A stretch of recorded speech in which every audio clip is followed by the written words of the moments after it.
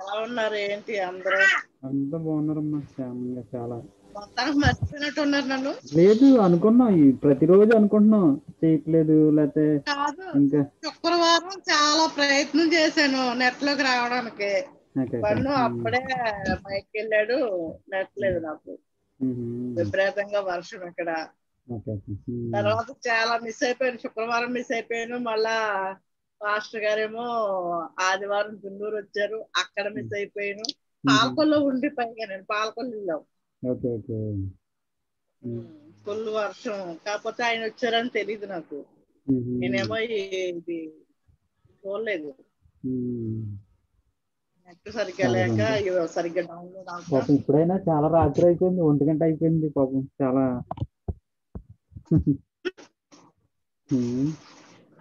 ఎట్లా 1 గంట అయిపోయింది మీ టైం అయినా కానీ దేవుని కోసం బట్టి బాగానే మమ్మల్ని అందరినీ జ్ఞాపకం పెట్టుకున్నాం.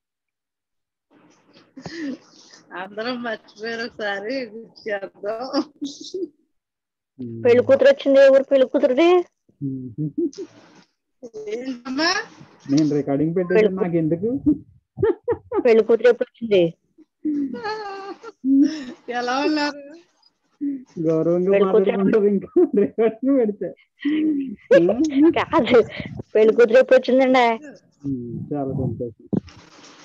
మొదట 5 నిమిషాలు ఇంకా 3 నిమిషాలు అయింది. విజయవాడ వచ్చేసావా? ఇంకా మనం ఎక్కడ ఉన్నా మాటలు మరి లైన్ లో రావట్లేదు.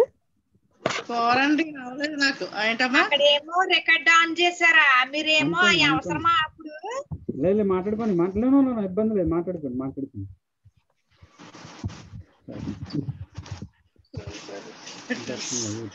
ఓకే, తర్వాత మాట్లాడదాం. ప్రార్థనలోకి వెళ్ళిపోదాం. బాబాయ్ మరే కాదు, మరి అసలు భయం లేదు బాబోయ్ అంట. అంటే మన వాళ్ళు ఇంకా రావాలి. అంటే మొదట 5 నిమిషాలు ఇంకా అలా మాటలోని 5 నిమిషాల వరకు జాయిన్ అవుతున్నారు. ఇంకా అందుకనే ఇబ్బంది లేదు. బాగున్నారండి పద్మ గారు? ప్రైజ్ లేడండి.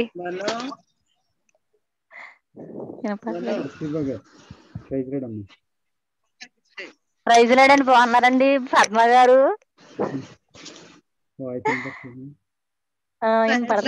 బాగున్నాను, మీరు అందరూ ఎలా ఉన్నారు?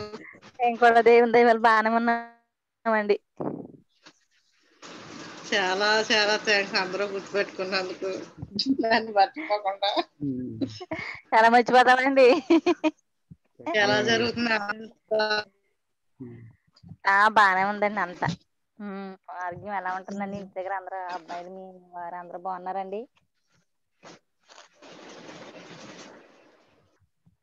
అందరూ బాగున్నామండి ఇక్కడ. మీరు అందరూ ఎలా ఉన్నారు అక్కడ?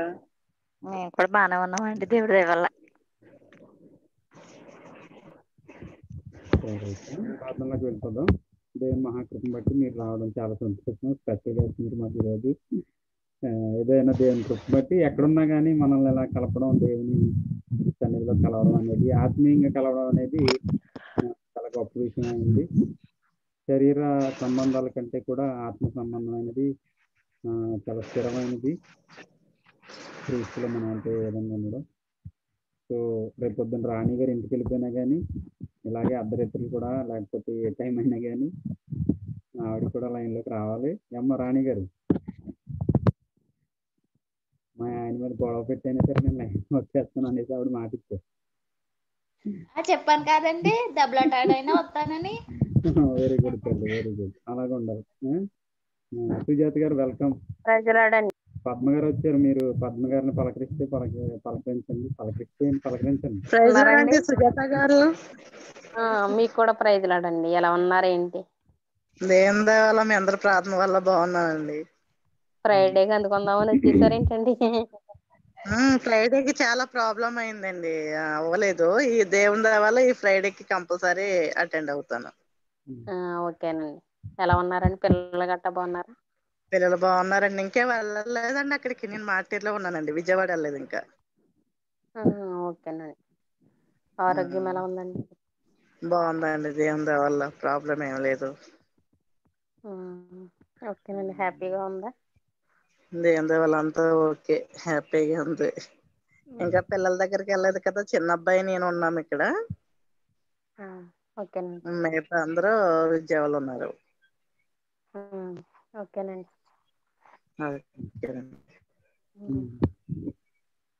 ఓకే, చాలా సంతోషం. ఓకే, మనం ప్రార్థన చేసుకుని దేవుని మహాకృపను బట్టి మనం ముందుకు వెళ్దాము. కొన్ని వచనాలని మరలా రాత్రి నుంచే మరలా మనం ఈ ఆదికాండాన్ని మరలా వివరించుకోవడం అనేది ప్రారంభించామండి. సో దేవుని మహాకృపను బట్టి మరలా కొనసాగడానికి దేవుడు సహాయం చేసినట్టుగా ఈరోజు కొన్ని వచనాలు మనం వివరణ చూసుకోవడానికి మొట్టమొదటిగా ప్రార్థన చేసుకుందాం. ప్రార్థన తప్పకుండా పద్మ గారే ప్రార్థన నడిపిస్తారు. ప్రార్థన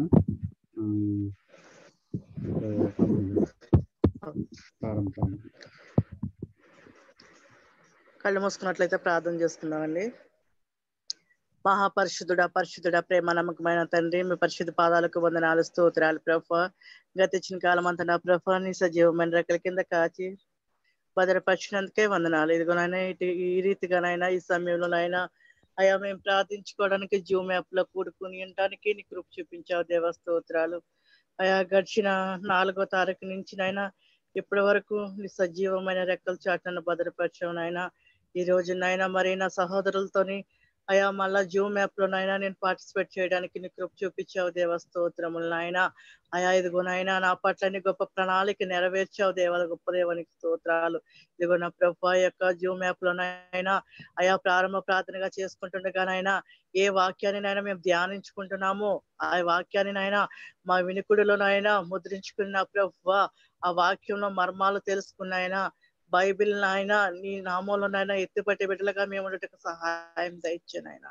బైబిల్ జ్ఞానం మరింత పెంచుకుని నాయనా నీ సన్నిధిలోనైనా ఒక పనిముట్టుగా పాత్రలుగా వాడబడటానికి సహాయం దయచేయండి.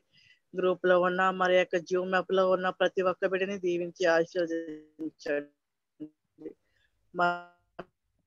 విషయంగానైనా మా దైవజనులను దీవించి ఆశీర్వదించారు దేవ, స్తోత్రములు. అలాగేనైనా గ్రూప్ ని ఇంతగా నడిపిస్తున్న తమ్ముడు భూషణానికి అయా బిడ్డకి ఇంకను మంచి జ్ఞానాన్ని ఇచ్చి నీ కృపలోనైనా మా అందరిని భద్రపరచమని యేసునామం పెట్టుకుంటున్నాం తండ్రి, ఆమేన్.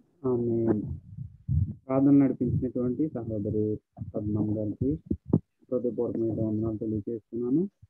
ఈరోజు రత్నకుమారి గారు చక్కగా నెంబరింగ్ ఇచ్చారు.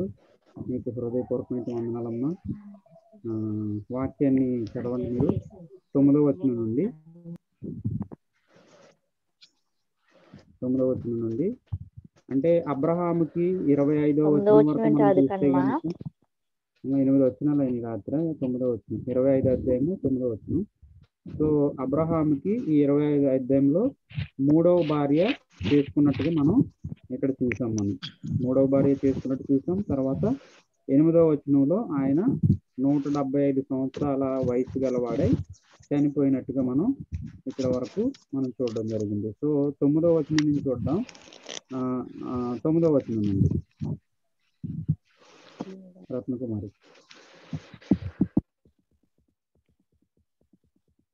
హితీయుడైన సహోరు కుమారునగు ఎఫ్రాను పొలమందలి మక్సేల గుహలో అతనిని కుమారులుగా ఇస్సాకును ఇస్మాయిలును అతనిని పాతిపెట్టిరి. అది మమ్రే ఎదుట నున్నది. అబ్రహాము హేతు కుమారుల యొక్క కొన్ని విషయాలు ఇక్కడ చూసి మనం ముందుకు వెళ్దాం. ఇక్కడ క్రైస్తవ జీవితంలో తప్పకుండా దేవుని యొక్క మన సన్నిధిలో ఈ పాతి పెట్టడం అనేది కానీ, లేకపోతే ఈ చావు అనేది కానీ, పుట్టుక అనేది కానీ చాలా అమూల్యమైనవి, చాలా ప్రాముఖ్యమైనవిగా మనకి విలువైనవిగా మనం బైబిల్ గ్రంథంలో చూస్తాం అనమాట. ఎందుకనంటే పాతి పెట్టడం అనేది ఎక్కడ పడితే అక్కడ జరగదు. ఆయన వెలపెట్టుకున్నటువంటి స్థలంలోనే పాతి పెట్టబడడం జరిగింది. వెలపెట్టి ఎక్కడ కొన్నాడు? వెనకాల అధ్యాయంలో మనం ఎక్కడ చూసాం? ముందు అధ్యాయంలో ఎవరు ఆ రిఫరెన్స్ చెప్పగలరు? చూపించండి. ముందు అధ్యాయంలో ఆయన వెలపెట్టి కొన్నాడు స్థలాన్ని మరొకరి దగ్గర. ఊరికని 23వ అధ్యాయంలో చెప్పుకున్నామండి. వెళ్ళి పెట్టుకున్నాడంటే ఆయన రక్తంతో మనందరినీ 23 ఆయన 23 ఎన్నో వచ్చింది చెప్పండి అమ్మ ఆశ. వెల్కమ్. 23 అండి 9లో ఉన్నా చూడండి. 23:15 ఉందమ్మా. ఎంతకైతే కొన్నారో ఎక్కడ కొన్నారో అదంతా. Very good. 23 9లో కూడా ఉందండి. 9 వివరాలు ఉంటాయి. ప్రారంభం 15, 14 చివరి నుంచి ఎలాగ ఉంటదమ్మా. అంటే ఇక్కడ మొదట్లో నుంచి ఎవరు కుమారుడు, ఎవరు స్థలం, ఇక్కడ దేశాలు 9 నుంచి ప్రారంభమయ్యాయి. 15 వరకు 15వ స్థలం వచ్చేటప్పటికి 400 తులములు వెండినిచ్చి అబ్రహాము గారు వెల చెల్లించి శ్మశాన భూమిని స్వాధీనపరుచుకుంటారండి అబ్రహాము గారు. అవునమ్మా, అవును. ఓకే, అయితే మనకు అక్కడ చూసాం కదా. వెరీ గుడ్, చాలా యాక్టివ్గా ఉన్నారు. అలా ఉండాలి. రెఫరెన్స్లో మనం వెనకాల ఎక్కడ వెనక్కి ముందుకు వెళ్ళినా. ఇప్పుడు ఈ 10వ వచనంలో కనుక మనం చూస్తే కనుక ఈ 9లో పాతిపెట్టివి అనేది మనం చూసాం. ఎవరిని పాతిపెట్టారు? అబ్రహాముని. మనం చూస్తే కనుక మరలా 10లో మంచి క్లారిటీ ఉంది. చూడండి ఒకసారి. అందరూ కూడా అబ్రహాము హేతు కుమారుల యొద్ద ఓకే కొనిన పొలములు అబ్రహామును అతని భార్య అయిన శారాను పాతిపెట్టారు. ఇద్దరిని కూడా చూస్తున్నారా? అంటే అబ్రహాము కొనిపెట్టాడు. ఆ కొనిపెట్టినటువంటి స్థలంలోనే మరలా ఆయన్ని కూడా అక్కడ పాతి పెట్టడం జరిగింది. ఇక్కడ మనం అప్పుడు చెప్పుకున్న రోజుల్లో మనం ఏం చెప్పుకున్నాం అంటే వెల పెట్టి చెల్లించడం. ఇప్పుడు మన కొరకు యేసుక్రీస్తు వారు వెల చెల్లించారు. ఆయన ప్రాణాన్ని త్యాగం చేశారు. అది వెల చెల్లించడం అయింది. ఇది కూడా ఏదో ఊరికిని లోక సంబంధుల దగ్గర తీసుకుని ఊరికిని అక్కడ అబ్రహాము చాలా వివరంగా చెప్తాడు.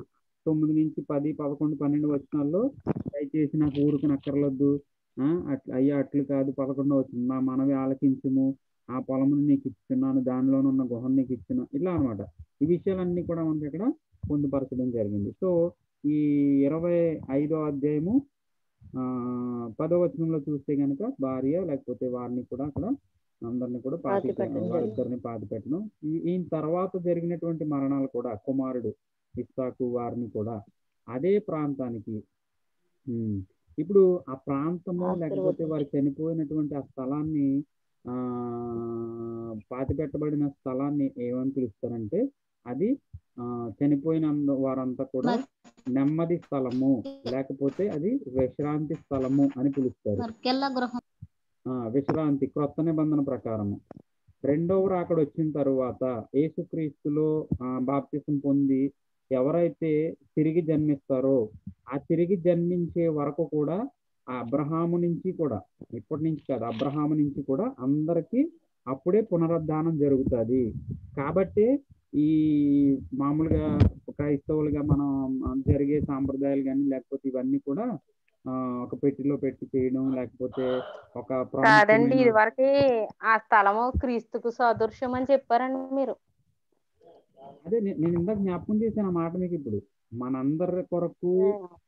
మనందరి కొరకు క్రీస్తు ఏ విధంగా అయితే వెల చెల్లించారో, ఆయన ప్రాణాన్ని త్యాగం చేశారో, ఆయన వెల పెట్టి చెల్లించినటువంటిది ఈ స్థలము లేకపోతే ఇవన్నీ కూడా. అంటే 2000 సంవత్సరాల క్రితం వచ్చినటువంటి యేసుక్రీస్తు వారు వెల పెట్టి చెల్లించాలి. ఒకటి 4000 లేకపోతే ఇంచుమించుగా ఆ 4000 సంవత్సరాల క్రితమే అబ్రహాముకి ఉన్నటువంటి దర్శనాలను బట్టి, అబ్రహాముకు ఉన్నటువంటి ప్రత్యక్షతలను బట్టి ఇక్కడ ఏం జరిగిందంటే అబ్రహాము కూడా ఎట్టి పరిస్థితుల్లో అవి ఊరుకుని తీసుకోలేదు. ఇది కారణం ఏంటంటే గనక రాబోయే కాలంలో జరిగే విషయాలు దేవుడు ఆయన పట్ల జరిగించాడు ఇవన్నీ కూడా. ఎందుకంటే 2000 సంవత్సరాలు క్రితం జరిగినటువంటి విషయం యేసుక్రీస్తు వారి విషయం, 4000 సంవత్సరాల క్రితం జరిగినటువంటి విషయం ఒకటే అవ్వాలి, కంపారిజన్ అవ్వాలి, లేకపోతే మిస్ అయిపోయినట్టే. కాబట్టి దేవుని యొక్క వాక్యం ఎప్పుడు మిస్ అవ్వదు. కాబట్టి అక్కడ వెల పెట్టుకున్నాడు. ఇక్కడ ఈయన ఏం చేశాడు? మనందరి నిమిత్తము ఆయన వెల పెట్టి ఆయన యొక్క మరణాన్ని ఒక వెలగా మనం చూడవలసిన వారమన్నాం. సో ఈ 25వ వచనంలో 25వ అధ్యాయంలో ఇంకా ముందుకు వెళ్తే కనుక 11వ వచనం, 11వ వచనం. అబ్రహాము మృతి చెందిన తరువాత ఉమ్, దేవుడు అతని కుమారునగు ఇస్సాకునకు ఆశీర్వదించెను. అప్పుడు ఉమ్, ఇస్సాకు బెయేరులహాయిరులోని దగ్గరకు కాపురం ఉండెను. ఆమా. అయితే ఇప్పుడు ఇంకా అబ్రహాం చనిపోయాడు, తర్వాత సారా చనిపోయింది. ఇప్పుడు ఆయన తర్వాత అందులో ఉన్నటువంటి ప్రాముఖ్యమైన వ్యక్తి ఎవరంటే మనం బాగా గుర్తుపెట్టుకోవాల్సిన వ్యక్తి ఎవరమ్మా? ఇస్సాకు. ఇస్సాకు అయి ఉన్నాడు. ఇస్సాకు ఇస్సాకు అండి. వాగ్దాన పుత్రుడు. ఎస్, వాగ్దాన పుత్రుడు ఇస్సాకు తన సొంత భార్య అయినటువంటి మొట్టమొదటి దేవుడు అనుగ్రహించినటువంటి భార్య కుమారుడే ఈ ఇస్సాకు అయి ఉన్నాడు.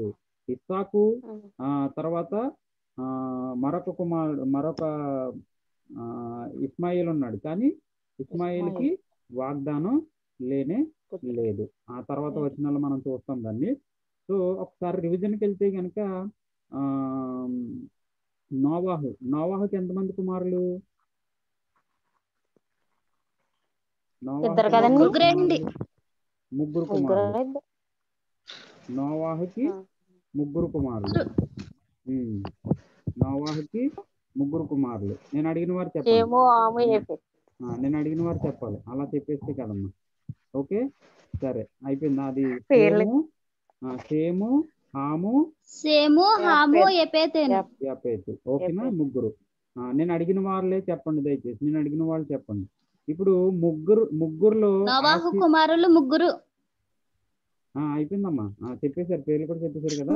ఇప్పుడు నేను అడిగిన వాళ్ళే చెప్పండి. ఇప్పుడు ఆ ముగ్గురులో దేవుని యొక్క ఆశీర్వాదం పొందినటువంటి వ్యక్తి పేరేంటి? విజయ, దేవుని ఆశీర్వాదం పొందినటువంటి దేవుని సంబంధిగా ఉన్నటువంటి వ్యక్తి ఎవరు ఆ ముగ్గురులో? ఆ ముగ్గురులోనండి హాము.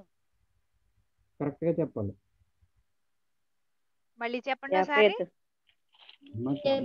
చెప్పొద్దు, ఎవరు చెప్పొద్దు దయచేసి. నేను అడుగుతాను, మీ దగ్గరికి వస్తుంది ప్రశ్న. ఆ ముగ్గురులో దేవుని ఆశీర్వాదం పొందినటువంటి దేవుని సంబంధిగా ఉన్నటువంటి వ్యక్తి ఎవరు? సేము అండి. షేము. Very good. ఓకే, ఇప్పుడు శపించబడినటువంటి వ్యక్తి ఎవరు? పద్మ గారు చెప్తారు. శపించబడినటువంటి వ్యక్తి ఎవరు? Ham. Very good, Ham. Okay, ఇప్పుడు మరొకరు చెప్తారు. ఇప్పుడు శపించబడడానికి హాము కారణం ఏంటి? నాకు ఎవరు చెప్పొద్దు దయచేసి ప్లీజ్. హాము శపించబడడానికి గల కారణం ఏంటి? ఆశాజ్యోతి. హాము శపించబడ్డాడు. అమ్మ నీకు పర్లేదంటేనే, ఒకవేళ కంఫర్ట్ లేదంటే నాకు విషయం చెప్పండి. మీరు ఏ మొహమాట ఫీల్ అవ్వద్దు, లేకపోతే చెప్పలేదు అనుకోవద్దు. జస్ట్ రివిజన్ అంతే. కొన్ని విషయాలు చెప్పొద్దు దయచేసి, చెప్పొద్దు. ఓకే, సుజాత గారు చెప్తారు. హాము శపించబడడానికి కారణం ఏంటి? తండ్రి ద్రాక్షారసం త్రాగి పడిపోయినప్పుడు తన వస్త్రాలు లేకుండా ఉండడం చూసి వీళ్ళ అన్నదమ్ములు చెప్తాడు. గుర్తు పెట్టుకుంటున్నారా అందరూ? జ్ఞాపకం తెచ్చుకుంటున్నారా? స్టోరీలు అలా మనకి నోట్లోనే ఉండాలి. నేనేమి చూసి అడగట్లేదు. నేను కూడా అంటే మీ అందరిలో నేను ఒక్కడిని. నేను ఏదో చూసి అడిగి లేకపోతే అలా చేయడం నాకు తప్పవుతుంది. సో సరే, ఆ విషయం అర్థమైంది కదా మనకి. హాము శపించబడడానికి కారణం ఏంటంటే తన మొల ఉన్నటువంటి వస్త్రాలు లేనప్పుడు ఆయన చూడడం, దాన్ని తన సహోదరుని పిలిచి చెప్పడం, ఆ తండ్రికి అది ఇష్టం కాకపోవడం, కాబట్టి ఆ సమయంలో ఆయన్ని శపించడం జరిగింది. ఈ షేములో నుంచే వచ్చాడు. అబ్రహాము తండ్రి పేరేంటి? అబ్రహాము ఎవరు చెప్పొద్దు దయచేసి. అబ్రహాము తండ్రి పేరేంటి? విజయ్ కుమార్ చెప్తారు. అబ్రహాము తండ్రి పేరు ఎవరు చెప్పొద్దమ్మా. అబ్రహాము తండ్రి పేరు హెప్సిబా గారు మ్యూట్ తీయాలి, శాంతరత్నం గారు మ్యూట్ తీయాలి. నేను మ్యూట్లో పెట్టేశారు. అబ్రహాము గారి తండ్రి పేరేంటి? రత్నకుమారి గారు వెనక్కి తిరిగి విజయ్ కుమార్ అన్నా మరి. రత్నకుమారి. అబ్రహాము గారి పేరు తండ్రి పేరేంటి అమ్మా? ఇస్సాక్ అనుకుంటాను. ఎవరు చెప్తున్నారండి? అలా మరి అలా కన్ఫ్యూజ్ అవ్వకూడదు, కరెక్ట్ గా చెప్పాలి. తెరహ తెలిస్తే నుండి తెరహ కుమారుడు అబ్రహాం. అవునండి. తెరాహు అండి. హెప్సిబా గారు ఎవరు చెప్పారు. చెప్తున్నారో తెలియట్లేదు. హెప్సిబా గారు నేను అడగలేదు, ఆయన చెప్పారు. తెరాహు తెరాహు తేరాహు, వెరీ గుడ్. ఇప్పుడు మనం చాలా ప్రాముఖ్యమైనటువంటి ఒక వ్యక్తి కోసం చెప్తున్నాం. ఆ వ్యక్తి ఎవరంటే మనం ఆ విషయాన్ని ఎలా చెప్తున్నామంటే ఆయన 7వ సంఘకాలానికి సాదృశ్యం. 7వ సంఘకాలానికి సాదృశ్యం. ఆయన మరణాన్ని చూడకుండా దేవునితో కొనిపోబడ్డాడు. ఆయన ఏంటండి అది? నాకు పేరు చెప్పొద్దు, నేను అడిగిన వాళ్ళు చెప్పొద్దు, దయచేసి అర్థం చేసుకున్నాను ప్లీజ్. నేను అడిగిన వాళ్ళు మాత్రమే చెప్పండి. 7వ వాడు ఆయన, 7వ వాడు ఎవరి నుంచి అంటే షేము నుంచి. సో ఆ 7వ అయినటువంటి వ్యక్తి దేవునితో కొనుక్కోబడ్డాడు. ఆ 7వ వ్యక్తి దేవునితో మరణం చూడకుండా కొనుక్కోబడ్డాడు. ఇప్పుడు 7వ సంఘకాలంలో ఉన్నట్టు మనం కూడా, వధువు కూడా ఆ విధంగా ఎత్తబడబోతుంది. ఆయన పేరేంటి? నేను ఎవరు చెప్తారంటే నేను విషయం చెప్తున్నాను, శాంతరత్నం గారు చెప్తారు. ఆ 7వ వ్యక్తి పేరేంటి? ఇది కష్టమైన క్వశ్చనే. 7వ వ్యక్తి పేరేంటి? ఆ వ్యక్తి పేరు అన్న మళ్ళీ చెప్పన్నా ఒకసారి. ఇప్పుడు నేను చెప్పను నా దగ్గర చెప్తాను. చెప్పండి, ఎవరికి చెప్పకండి. ఒకవేళ మీరు చెప్పాలనుకుంటే అక్కడ మళ్ళీ చెప్పండి. ఎవరు 7వ కుమారులండి? సంఘకాలానికి 7వ వ్యక్తి, 7వ వాడు ఆయన దేవునితో కొనుక్కోబడ్డాడు.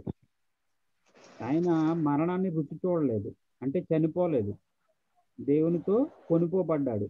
ఇప్పుడు 7వ సంఘకాలంలో ఉన్నట్టు మనము కూడా ఆదికాండంలో 7వ సంఘకాలం ఉంటుంది. పెర్గమ, తుయతైర, ఇవన్నీ కూడా లవదోక్య, ఇవన్నీ కూడా. సో 7వ సంఘకాలం అది. అంటే ఇప్పుడు మా వధువు కూడా అలా ఎత్తబడబోతుంది. ఆయన సాదృశ్యాన్ని మొదట్లోనే చూపించాడు దేవుడు. ఆయన పేరేంటి? 7వ వాడు ఎవరు చెప్తారంటే పద్మ గారు చెప్తారు. చాలా రోజులైన తర్వాత వచ్చాను నేను, వస్తే ఇలా నన్ను ఎలా బుక్ చేస్తాను అనుకోద్దు. ఇవన్నీ ఆవిడకే ఛాన్స్ ఇవ్వాల. అయితే మీరు వీడియో ఆఫ్ చేసేయండి, అప్పుడు అర్థం అవుతుందేమో. 7వ వాడు నాది నెట్ బాగానే ఉంటదమ్మా. అర్థమవుతుందండి, మరి విజయ్ గారికి లాగట్లేదు, సరిగా అర్థం అవుతుంది.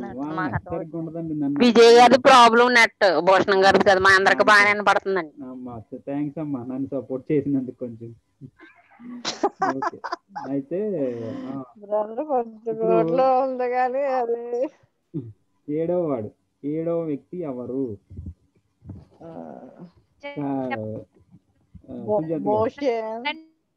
నాకు ఇస్తారండి ఛాన్స్? విజయ్ కుమారి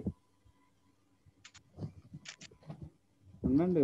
అంటే నాకు గమ్మున అది చెప్పగలరు అన్న వాళ్ళకి నేను ఇవ్వను, కొంచెం ఆగుతా. కొంచెం అప్పుడు ఎవరైతే వాళ్ళు ఆలోచించాలి, నేను చెప్పలేదు అని కుమిలిపోవాలి, బాధపడాలి.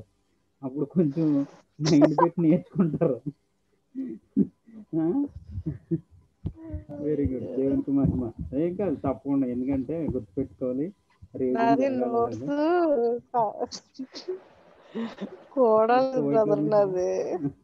అదే లేదు పర్లేదు, చాలా రోజులు అయిన తర్వాత మీరు నేను ఇది రాత్రి మొదలు పెట్టాం రివిజన్ జస్ట్.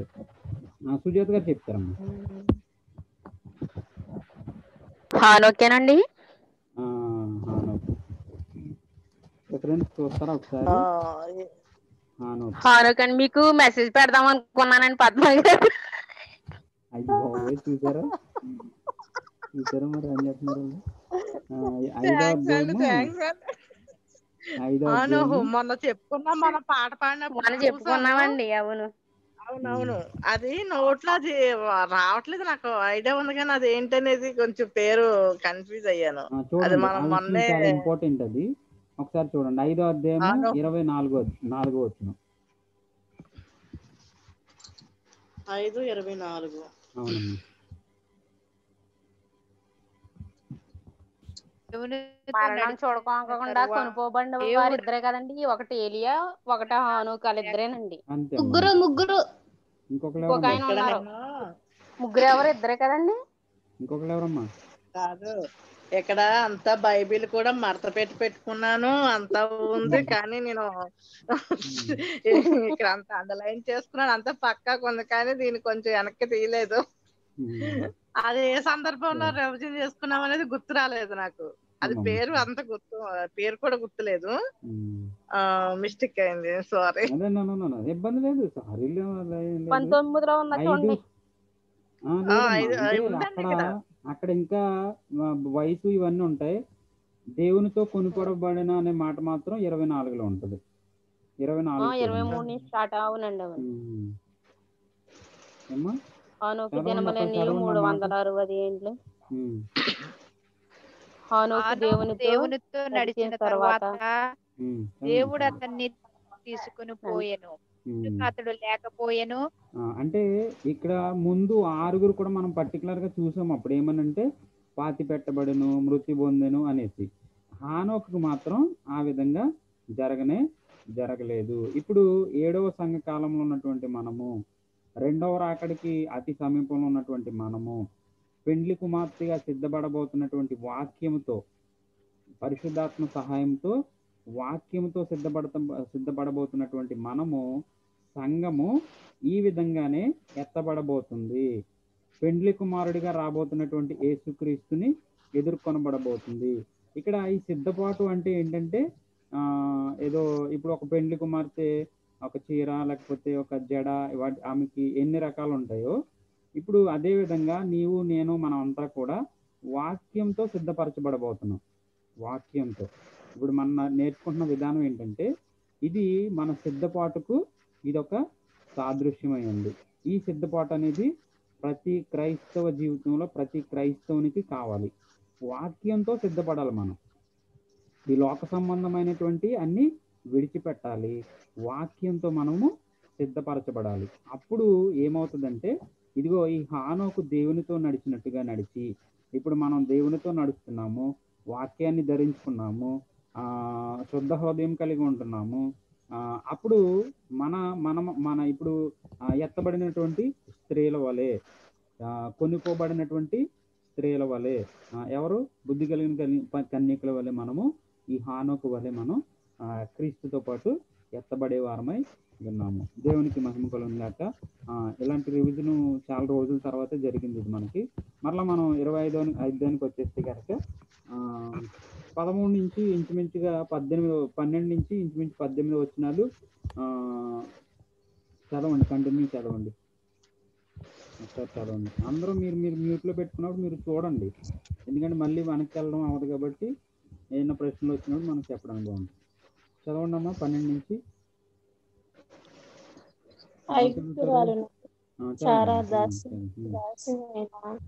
హాగరు అబ్రహామునకు కనిన అబ్రహాము కుమారుడగు ఇష్మాయేలు వంశావళి ఇదే.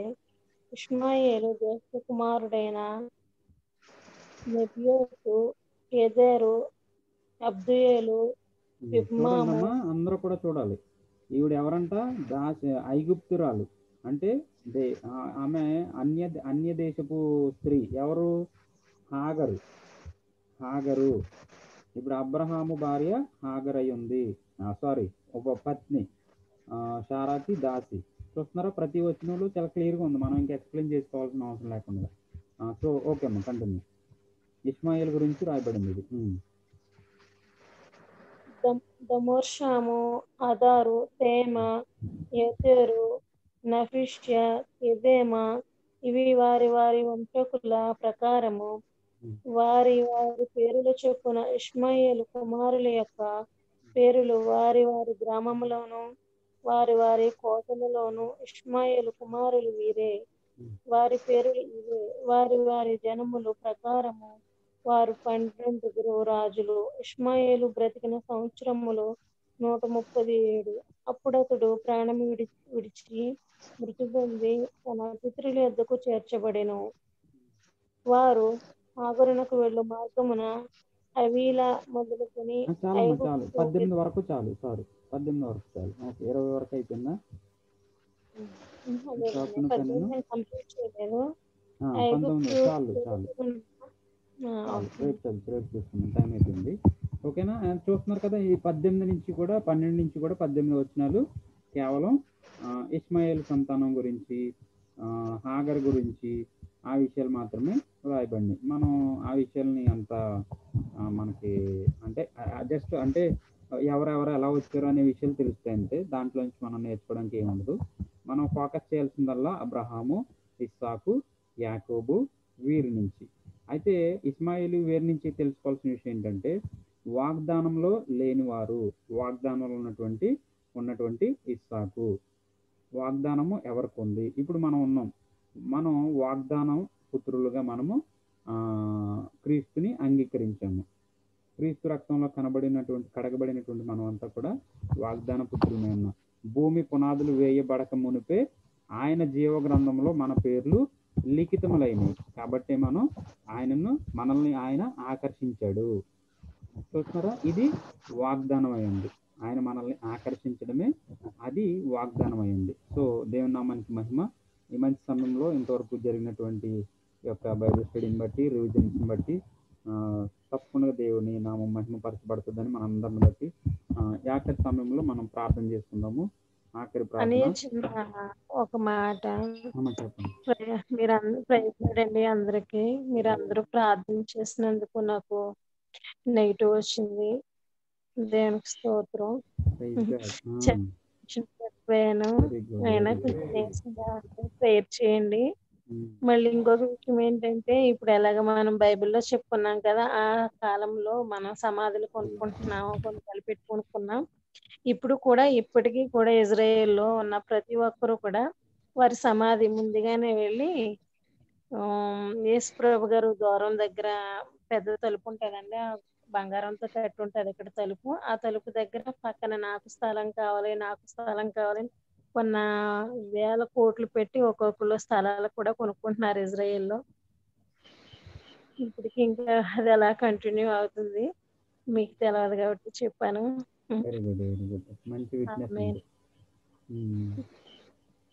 సరే అండి, ప్రేయర్ చేసేయండి. తప్పకుండా. Very good, thank you so much. మంచి ఇన్ఫర్మేషన్ ఇచ్చారు. అంటే ఇప్పటికీ బైబిల్లో ఎప్పుడో 6000 సంవత్సరాల క్రితం జరిగినటువంటి విషయాలు ఇప్పటికీ ప్రాక్టికల్గా మనకి భూమి మీద కనిపిస్తున్నాయి. మన భారతదేశంలో ఏంటంటే ఇది ఎక్కడదోని, లేకపోతే ఇది వేరేది ఏవో చెప్పుకొస్తారు, లేకపోతే ఇది అసలు ఉందా లేదా అనే అనుమానాలు. కానీ ఇవన్నీ కూడా మనం చూస్తాం.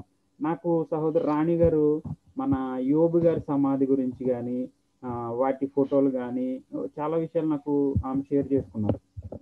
అంటే యోబు గారు ఆ యొక్క దేశం పేరు ఊజు.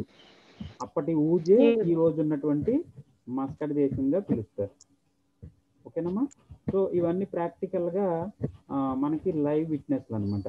ఇప్పుడు మనం ఉన్నటువంటి ఈ దేశాలన్నీ కూడా ఎవరి అయి ఉన్నాయి? ఇస్మాయిల్ సంతానం అయి ఉన్నది, హాగర్ సంతానం అయి ఉంది. ఇంకా మనం అంతా అదృష్టవంతులు, బాగా అదృష్టవంతులు. లేకపోతే దేవుని కృప పొందిన వారు ఎవరంటే ఆశాజ్యోతి గారు, సెకండ్ రాణి గారు, మూడోదిగా మన అందరం. ఎందుకంటే కొంచెం ఇస్మాయిల్ భూభాగాల్లో ఉన్నాము. ఆశాజ్యోతి ఏమో ఉన్నది పరిశుద్ధ పట్టణం, అది ఇజ్రాయేలు. రాణి గారు మన మన యోబు గారు కానీ ఇంకా చాలా మంది వ్యక్తులు జీవించినటువంటి ప్లేస్లు ఇవి. అర్థమవుతుందా మీకు? అదేవిధంగా మన భారతదేశం పేరు కూడా 2 సార్లు హిందూ దేశం అని పొందుపరచబడింది. హిందూ దేశం. రూతు పుస్తకం చూడండి ఒకసారి. రూతు పుస్తకం, పాత నిబంధనలో, రూతు కాదు, ఏ పుస్తకం అంటే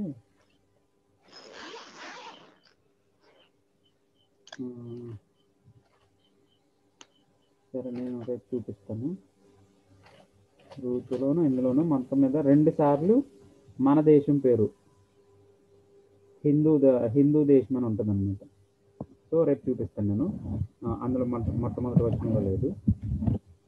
ప్రార్థన చేస్తున్నాం. దేవుని నామానికి మహిమ. చక్కగా మీరు అందరూ కూడా ఇలా యాక్టివ్గా ఉండాలి.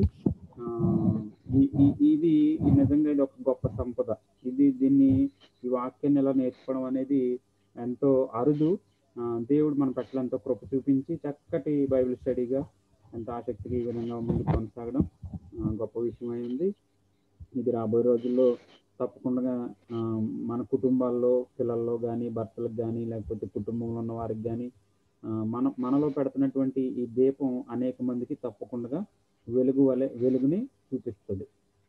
సో ఇంకా ఆసక్తి చూపించండి, దృష్టి పెట్టండి, నేర్చుకోండి. ప్రార్థన చేసుకుందాం. ఆఖరి ప్రార్థనగా సహోదరి హెప్సిబా గారు ప్రార్థన చేస్తారు. చెప్పండి అమ్మా.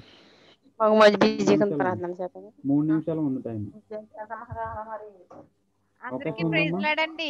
మా నాన్నగారి కోసం చెప్పినప్పుడు అందరూ ప్రార్థన చేశారు. దేవుని కృప మా నాన్నగారికి నార్మల్ రిపోర్ట్లు వచ్చినాయండి.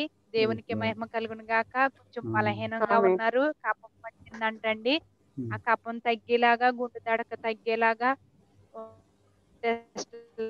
అన్ని చేయించగా దేవుడు స్వస్థపరిచే బ్లడ్ టెస్ట్ లో కొంచెం బ్లడ్ తక్కువగా ఉందంటండి. మంచి ఆరోగ్యం ఇచ్చేలాగా, అలాగే నా తల్లికి కూడా చాలా బలహీనంగా ఉన్నారు. ఏమైనా ప్రార్థన సహాయం కోరుతున్నానండి. ప్రార్థించిన ప్రతి ఒక్కరికి పేరు పేరు చెప్పిన నా ప్రత్యేకమైన వందనాలండి. నార్మల్ రిపోర్ట్ వచ్చినాయండి. ఓకే అమ్మ, తప్పకుండా ప్రార్థన చేద్దాం. దేవుడు తప్పకుండా గొప్ప కార్యాలు చేస్తున్నాడు. మన యొక్క ప్రార్థనలు ఫలిస్తున్నాయి. అదొక పెద్ద బలమైంది. మంచి సమయంలో సహోదరి హెప్సిబా గారికి అవకాశం ఉందమ్మా. 2 నిమిషాలు ఉంది టైం. లేదండి, శాంతరత్నం గారు అవకాశం ఉందమ్మా. 2 నిమిషాలు 2 నిమిషాలే మొదలు పెట్టాలి. ఆమె చిన్న ప్రార్థన చేస్తున్నాను.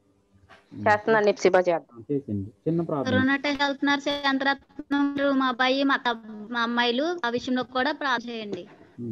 ఒకవేళ టైం తక్కువ ఉంది కానీ రాణి గారు అర్థం కాలేదు. టైం లేదమ్మా. సరే కరోనా టెస్ట్ రేపు పొద్దుట మా అబ్బాయిని, మా అక్కోళ్ళ అమ్మాయిలు ఇద్దరు, మా బావగారు ఎన్నారమ్మా ప్రార్థన చేయండి. ఓకే. పరిశుద్ధుడైన ప్రేమ గల దేవ, నేను గడిచిన రోజు నుంచి రోజు వరకు నేను మీ సజీవ లెక్కన ఎంతగానో మమ్మల్ని అందరినీ భద్రపరుచుకున్నాం. మేము నమ్ముచున్నాం తండ్రి. నీకే వందనాలు, స్తోత్రాలు ప్రభువు. అలాగే నేను గ్రూప్లో ఉన్న ప్రతి ఒక్కరు జ్ఞాపకం చేసుకోండి. గ్రూప్లో ఎన్నో గొప్ప కార్యాలు చేస్తున్నావు ప్రభు. నీకు లెక్కలేని స్థుతి స్తోత్రాలు ప్రభు. నేను ప్రతి ఆ దేశం నాన్న తండ్రి ప్రతి ఒక్క నాయన ఉన్నప్పుడు కూడా నా తండ్రి మేము ఏకంగా కూడిన తండ్రి ఒక సంఘంగా మేము ప్రార్థించుండగా ఎన్నో గొప్ప కార్యాలు చేసామని నీకే వందనాలు, స్తోత్రాలు చెల్లించుకుంటున్నాం తండ్రి. నీకే వందనాలు. అనేక మంది ఇంకా వచ్చేలా సహాయం వచ్చింది తండ్రి. నీకే వందనాలు ప్రభు. అలాగే తండ్రి రాణి గారు వారు పిల్లలు నా తండ్రి, అలాగే వారు శాంత గారు వారి పిల్లలు వారి భర్త గారు కూడా నాయన టెస్ట్లకు వెళ్తుండగా నా తండ్రి మీరే నేను నార్మల్ టెస్ట్లు వచ్చేలా సహాయం ఇచ్చేయమని అడుగుచున్నా తండ్రి. గొప్ప దేవ నీకే వందనాలు తండ్రి, స్తోత్రాలు చెల్లించుకుంటున్నాం ప్రభు. అలాగే నా తండ్రి నేను భోజనం గారిని కూడా జ్ఞాపకం చేసుకోండి అయ్యా. వారి కుటుంబాన్ని జ్ఞాపకం చేసుకుని దైవజన్ బాలజ్యోతి గారిని జ్ఞాపకం చేసుకోండి. వారి కుటుంబాలు దీవించి ఆశీర్వదించమని అడుగుతున్న గ్రూప్ నడిపించండి. వారి తెలివి జ్ఞానాన్ని దయచేయమని అడుగుతున్నాను తండ్రి. ఈ రోజు నా తండ్రి చెప్పుకున్న వాక్యం మా హృదయంలో భద్రపరచుకుని సహాయం చేయమని అడుగుతున్నాను తండ్రి. నాయన మేము మర్చిపోకుండా ప్రభు మా హృదయం నుంచి ఇలా సహాయం చేయమని అడుగుతున్నాను. గ్రూప్ లో ఉన్న ప్రతి ఒక్క బిడ్డను కూడా జ్ఞాపకం చేసుకున్న ప్రార్థన అసలు కోరి ఉన్నారు ప్రభు. ప్రతి ఒక్క బిడ్డ ప్రార్థన అసలు తీర్చమని అడుగుతున్నాను దేవా. నీకే వందనాలు తండ్రి, స్తోత్రాలయ్యా. అలాగే నా తండ్రి ప్రతి ఒక్క దీవించి నేను ఆస్వాదించిన ప్రభు. అలాగే పద్మ గారు నన్ను చాలా రోజుల తర్వాత గ్రూప్ లో వచ్చా ప్రభు. వారి కుటుంబాన్ని కూడా జ్ఞాపకం చేసుకోండి ప్రభు. అలాగే నా ప్రభు నా తండ్రి వారి పిల్లల దగ్గర వారి భర్త గారి దగ్గర కూడా విజయవాడ వెళ్ళేలాగా నేను సహాయం ఇచ్చేయండి ప్రభు. నీకే వందనాలు తండ్రి, స్తోత్రాలు చెల్లించుకున్నాను తండ్రి. ప్రతి ఒక్క పేరు చెప్పి నన్ను అడుగుచున్నాను తండ్రి. ప్రతి ఒక్క బిడ్డ కుటుంబాలు కూడా దీవించి ఆశీర్వదించమని అడుగుచున్నాను.